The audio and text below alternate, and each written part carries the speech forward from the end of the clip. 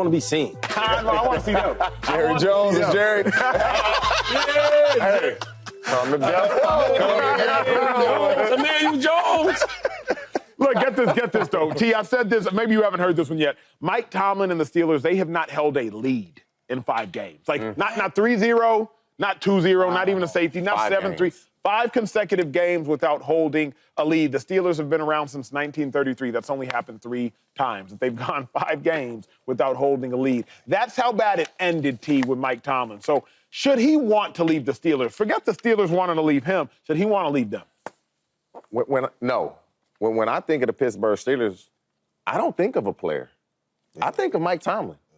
Like, Mike Tomlin is a culture setter, like a leader of men. I agree. Like, you play for Mike Tomlin, you know what you're getting. Like, meeting start at 9. I'm in that meeting 8:57, 8:56. I'm not even going to chance it.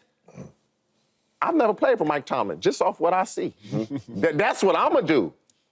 You're not going to try Mike Tomlin the way you may try some other coaches. Like, because we know as players, we're going to see what we can get away with certain coaches. You're not doing that to Mike Tomlin. And so if I'm the Steelers, I don't want them to leave. We just got to figure out, how can we get this offense in the top 10? 6 straight years outside the top 10.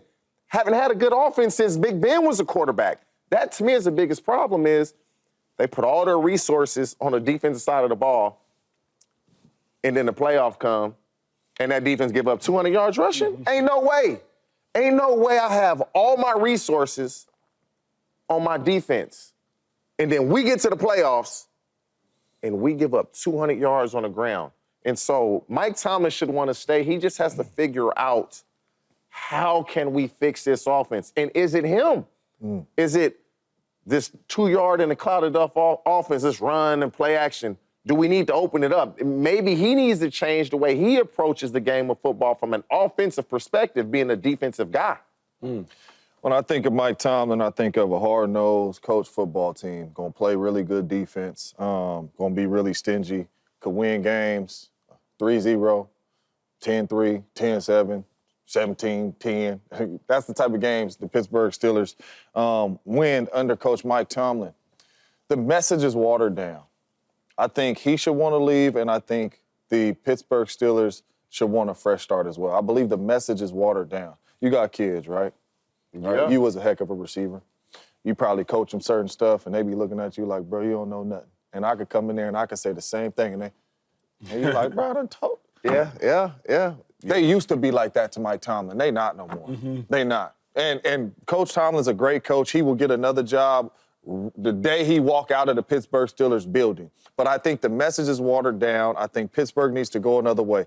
Great coaches has left. We always talk Andy Reid. Mike McCarthy been at plenty of NFC championships, won a Super Bowl in Green Bay, got a street named after him. It's just time to go. It happens like that sometimes. The message is watered down for Coach Tomlin. You spoke on the offense.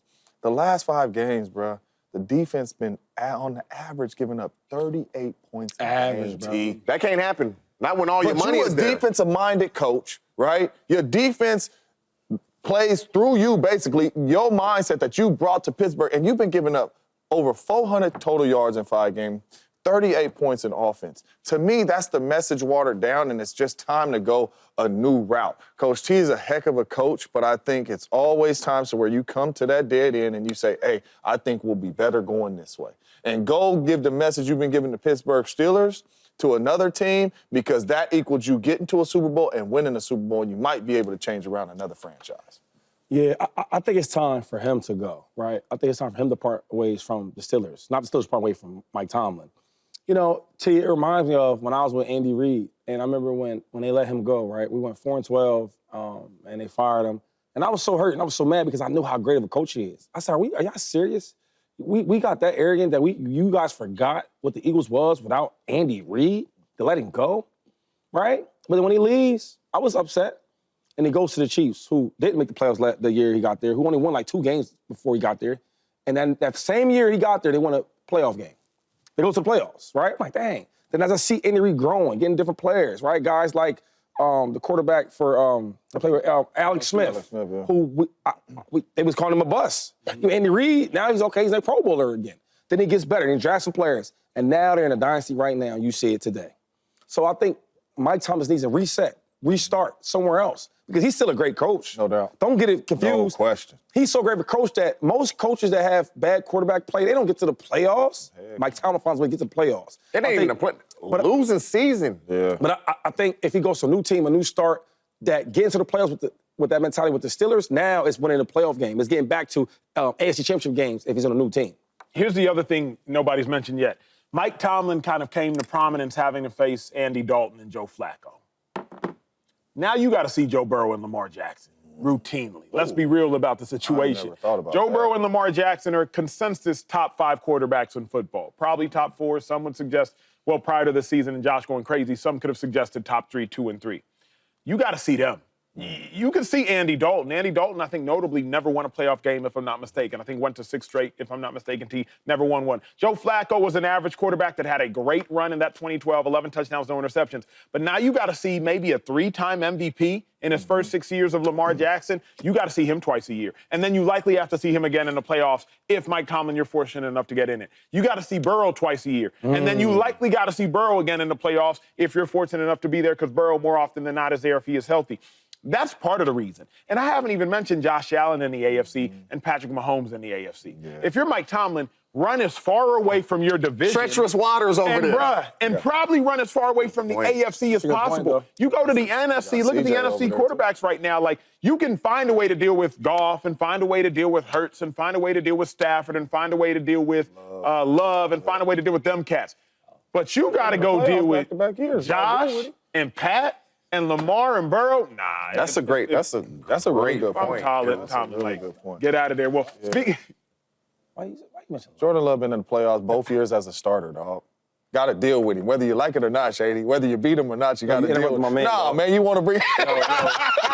Only won 1 of their last 10 games. It did not go according to plan. James, you know Mike McCarthy better than anybody. You saw Aaron Rodgers as a rookie and as a backup and then him becoming a starter, and you were there when Mike McCarthy had to make Aaron Rodgers who Aaron Rodgers was. Can Mike McCarthy save Caleb Williams?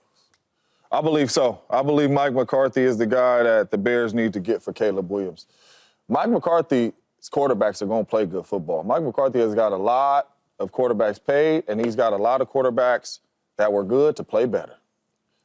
We talk about Brett Favre. Brett Favre had one of his best years under Coach Mike. Went 13-3. All right, went to the NFC Championship. Played really well. Obviously, Aaron Rodgers, 2-time MVP under Coach Mike. We know what Aaron Rodgers delivered. But I'm more on the Matt Flynn's. Matt Flynn gets a contract at Seattle because of the way he looked in Mike McCarthy's offense, whatever you want to say about the weapons around him. You go to Cooper Rush. Cooper Rush looked legit in Mike McCarthy's offense and won. And obviously, Dak Prescott was a good quarterback, but the best year he ever had was under Coach Mike McCarthy. Coach Mike McCarthy's offense, because I can look at the Dallas Cowboys offense and I can go play for them right now. Coach Mike McCarthy's offense is a quarterback-friendly offense, which means it's not going to be complicated. It's going to give you the opportunity to get up to the line of scrimmage, get into the right play, change into the right play, and signals-wise, it's going to be able to allow you to change 1 route, 2 routes, whatever it may be, but it's quarterback and receiver-friendly, and it allows you to play a whole lot faster. Caleb Williams does not need a complicated offense. Caleb Williams, in my humble opinion, needs to get up to the line of scrimmage, get into what he needs to get to, and go play football. I believe Coach Mike is the guy to get the best out of Caleb Williams because he's got the best out of all the quarterbacks that he has coached. And offensively, I'm telling you right now, offensively, Caleb Williams will fit Coach Mike's system perfect. Extending plays, making plays like Aaron Rodgers, and with the offense being real simple, allowing you to change stuff at the line of scrimmage, I think it'll be a perfect fit for the Chicago Bears and Caleb Williams. Man, it's crazy. We don't talk about, like, what we gonna say. First thing I have up here is 100% he's a quarterback-friendly coach. That's what he is. That's smart for them. He understands how to speak to quarterbacks so they understand what to do. And when you look at it, quarterbacks that have started more than 10 games for him, Aaron Rodgers, Brett Favre, Dak Prescott, Cooper Rush, every last one of them have a winning record. All of them. And so Mike McCarthy is a good coach when it comes to quarterbacks, understanding the game of football, where to go with the ball. I like him as a coach for Caleb Williams. Now, if I'm the Chicago Bears, I'm trying to hire Ben Johnson. Of course. That's what I would prefer. And I really believe if the Bears don't hire a coach by Thursday, Ben Johnson the guy. Mm-hmm. They can't hire him right now. They don't hire a coach by Thursday, he the guy. That's just my opinion. But for Mike McCarthy, 100%, anybody that he gets, they're going to do well. Yeah. Like Cooper Rush went 9-5. Yeah. And no offense to Cooper Rush, but not many people will say he's a starting quarterback in the league. Well, with Mike McCarthy, he's taking you to the playoffs. 9-5, you going to the playoffs with that record. Mm-hmm. And so I like Mike McCarthy, just the way he speaks the same language that the quarterbacks like to hear. Yeah, he's proven with that.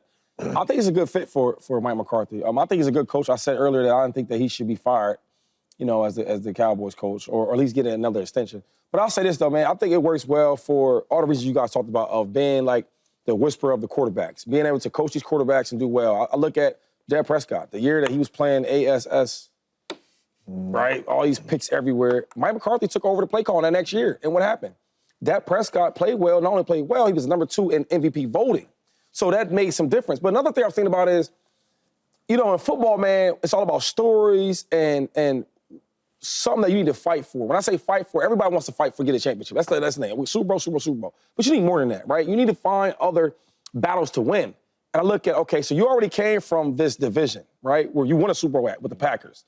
Now you moved on. They got rid of you, however that worked out.